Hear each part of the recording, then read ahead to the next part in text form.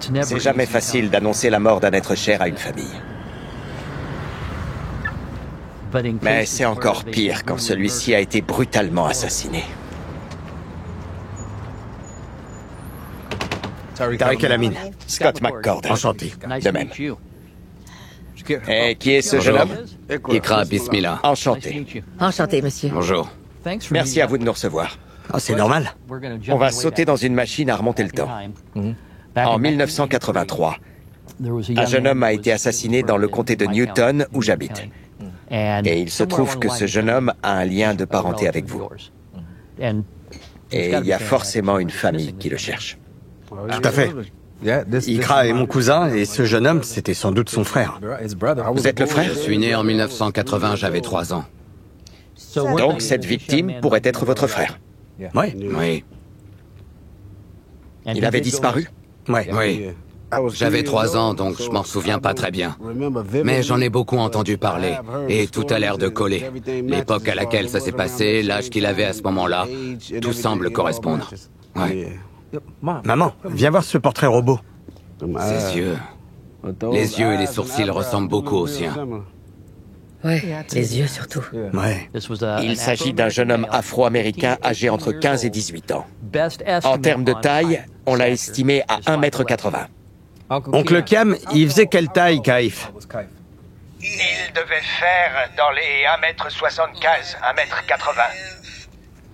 Vous avez sa date de naissance? La date de naissance? 28 juin 1967. 28 juin 1967. C'est tellement incroyable. Elle a forcément de la famille quelque part, des parents ou des frères et sœurs qui veulent savoir ce qui lui est arrivé. J'ai décidé d'exhumer le corps afin de prélever son ADN et de voir s'il correspondait à celui d'une personne disparue enregistrée dans notre base de données. Mais ça n'a pas été concluant.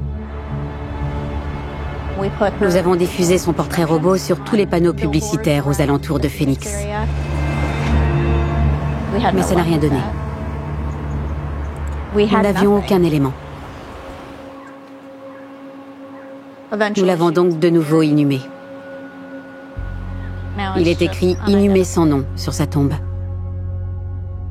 Et puis je suis tombée sur un article qui parlait de tests génétiques réalisés sur des corps non identifiés. Je me suis dit que nous devions essayer. Chez DNA Project, nous pensons que chaque personne mérite d'avoir son nom inscrit sur sa tombe afin de pouvoir reposer en paix. Nous sommes souvent le dernier recours dans les affaires les plus complexes. Nous faisons tout notre possible pour aider. L'association rentre l'ADN prélevé sur les restes humains dans les bases de données qui regroupent celui de millions de personnes à la recherche de leurs ancêtres. Grâce aux résultats, nous avons découvert que notre inconnu retrouvé à Apache Junction avait des origines hispaniques côté maternel et allemandes afro-américaines côté paternel. C'est un réel défi de travailler à partir de ce métissage. Mais la chance leur sourit quand ils trouvent un homme afro-américain appelé Patrick qui partage une grande part d'ADN avec notre inconnu et qui est en âge d'être son oncle. Il pourrait être le frère de son père. J'ai consulté le rapport d'autopsie. Ils pensent que c'était une femme âgée de 20 à 25 ans, mesurant entre 1,60 m et 1,65 m. Elle était de taille moyenne en somme. Ils estiment qu'elle était là depuis 1 an, peut-être même 1 an et demi. Au début de l'affaire, on s'attendait à ce qu'elle ne soit pas compliquée à résoudre. On pensait l'identifier grâce à un signalement de personnes disparues, mais on n'a jamais pu. Après près de 40 ans sur l'affaire, la retraite de David approche à grands pas. Il me reste peu de temps. Avant la retraite, avant ma mort, je veux identifier cette fille. Là, je suis en train d'écrire un mail au DNA Project. Le DNA Project est une organisation révolutionnaire qui rassemble certains des meilleurs enquêteurs généalogiques du monde. Leur but est de résoudre des affaires non élucidées.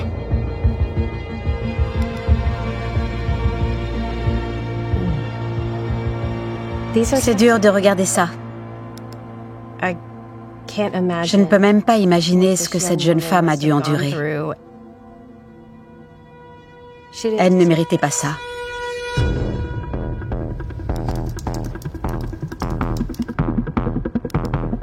L'objectif du DNA Project est de retourner des restes humains non identifiés à leur famille. L'idée, c'est qu'ils ne restent pas dans une boîte sur une étagère, mais qu'ils aient des obsèques.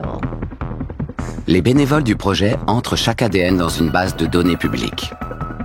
Cela leur permet de chercher des proches qui, ils l'espèrent, leur permettront d'identifier le corps. Aujourd'hui, ils se concentrent sur l'inconnu de Tyler. C'est dans un panier à glace que le corps a été retrouvé, écrasé par les blocs de glace.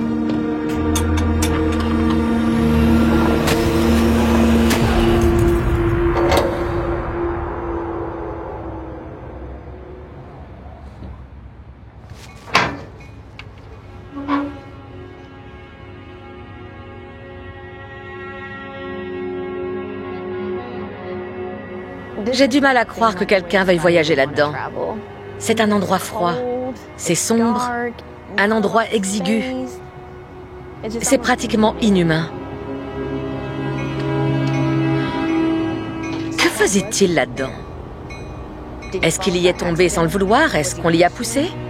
Est-ce qu'il s'y cachait? Ça, on ne peut vraiment pas le savoir.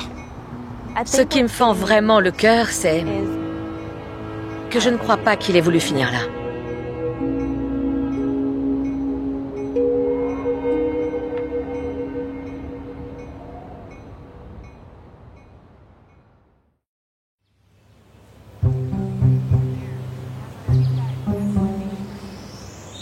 Jennifer a réuni une équipe de généalogistes bénévoles pour un week-end de recherche intense afin de faire avancer l'enquête. Bien, on va parcourir les bases de données à la recherche de résultats qui pourraient nous aider à résoudre cette nouvelle affaire, l'inconnu du wagon réfrigérant. Avant cela, l'équipe scientifique de Kelly a prélevé la racine d'une des molaires exhumées et a réussi à en extraire de l'ADN. Cet ADN a pu être comparé aux différentes bases de données regroupant les profils ADN de millions de personnes à la recherche de leurs ancêtres. Le moindre lien génétique détecté est filtré et signalé à l'équipe. Voyons ce qu'on peut trouver.